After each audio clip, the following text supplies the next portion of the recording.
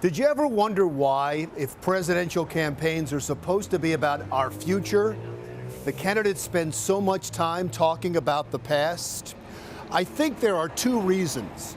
First, the past offers a cache of weapons for personal attacks, like an 11-year-old videotape of misogynistic vulgarity. Grab him by the I could do any of that. Or decades-old sexual misconduct by a spouse.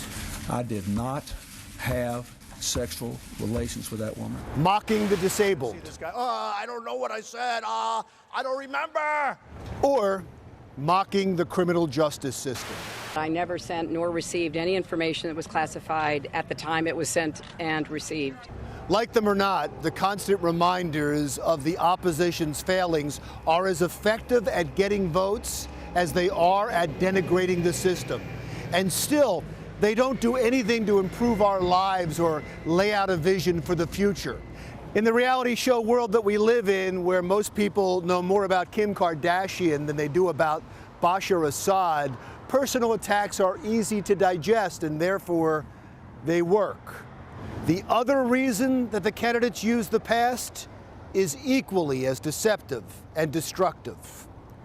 We tend to romanticize what once was and will never be again. And that allows the candidate ripe opportunities for exploitation. Because NAFTA, signed by her husband, is perhaps the greatest disaster trade deal in the history of the world, not in this country. It stripped us of manufacturing jobs. The truth is, those manufacturing jobs are never coming back. But that is only a fraction of the consequences of a major economic shift that is hitting our country that neither candidate has addressed. We are at the very beginning of a digital economy, a digital revolution that we are not prepared for, and neither candidate is talking about. As they spend time in the playground of the past for political expediency, they ignore the real challenges of the future. For instance, this truck has been driving the roads of Nevada for the past year and a half. It is always on time, it has a perfect safety record, and no downtime. There's also no driver. Now, you may think that's cool. The nation's 3.5 million truck drivers don't. And that is but one industry that'll be changed forever by driverless cars, by robotics, crowd sharing, and other internet wonders yet to be discovered or employed. It started when record stores and bookstores and newspapers started closing up shop, and now taxi drivers and retail stores and hotels are feeling the heat.